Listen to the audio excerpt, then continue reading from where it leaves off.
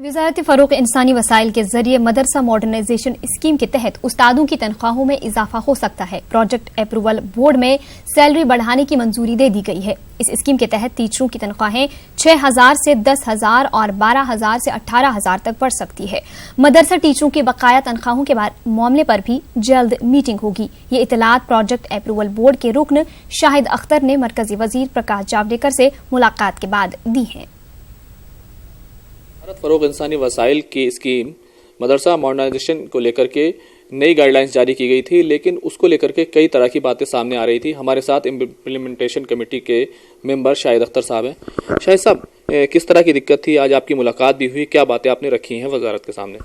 देखिए, उत्तर प्रदेश मदरसा कमेटी के लोगों ने एक रिप्रेजेंटेशन मुझे दिया था और खास करके उनके जो माइनॉरिटी डिपार्टमेंट के डायरेक्टर हैं, मेरी उनसे बातचीत हुई थी।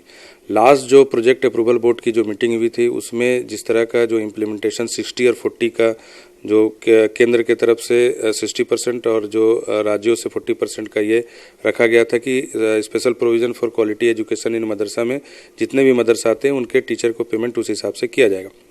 लेकिन आ रही दिक्कत इसलिए इसको जो 16-17 के लिए भी इसको रखा गया, जो पुरानी जो पैसा जो अभी तक मिनिस्ट्री से नहीं रिलीज हुए थे उसमें भी इसको रखने से क्या हुआ कि अभी जो सरकारें हैं वो सरकार क्या है कि उनको फिनांस कमेटी से अप्रूवल लेना होता है 40% के लिए। तो ये कहीं से भी ये प्रपोजल फिर हम लोग सैंक्शन करने के बावजूद भी जो 400 करोड़ रुपीज़ हम लोगों ने सैंक्शन किया, लेकिन किसी स्टेट को हम लोग पैसा नहीं दे पाए। कारण इसका कि कोई भी अपना यूटिलाइजेशन सर्टिफिकेट जो भी है वो कोई भी स्टेट केंद्र को नहीं दे सका, सेंटर को। तो ये दिक्कतों का सामना सभी जगह पे करना पड़ा और मदरसा टीचरों को, खास करके उत्तर प्रदेश के मदरसा टीचर ने यहाँ पे एजिटेशन भी किया जंतर मंतर में।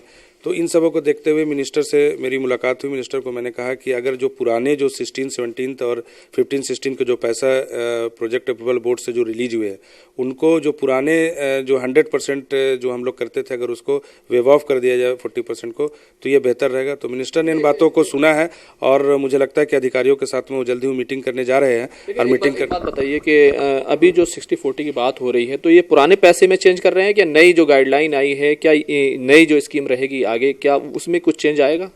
देखिए, नई जो गाइडलाइन है, मैं तो ऐसा चाहता हूं कि नई गाइडलाइन में भी जो सेंटर का जो पैसा जो जाता था वो पहले जिस तरह से जो गाइडलाइन तो वही गाइडलाइन रहे, क्योंकि वो गाइडलाइन नई गाइडलाइन जब बनाना है तो पहले स्टेट से एक बार स्टेट कमेटी के जो लोग हैं उनसे अप्रूवल लेना चाहिए। अभी आप बता रहे थे कि पैसा बढ़ाने की भी बात हुई है, तो कितना पैसा बढ़ाया जा सकता है खासतौर से सैलरी को लेकर के, क्योंकि काफ़ी कम सैलरी पर ये टीचर्स काम कर रहे हैं और बकाया भी इनका काफ़ी लंबा हो गया है। देखिए, बकाया का तो सबसे पहले है कि वो रिलीज जल्द से जल्द हो, ऐसा हम लोग चाहते हैं। और खास करके जो पैसा जो अभी 6,000 10,000 रुपीज़ ये जो अभी मिल रहा है, 12,000 रुपीज़ अभी जो मिल रहा है उसको हम लोग 18,000 करना चाह रहे हैं। और दूसरे वाले को जो मिडिल मदरसा वाले जो है उनको हम लोग 10,000 करना चाह रहे हैं या 12,000।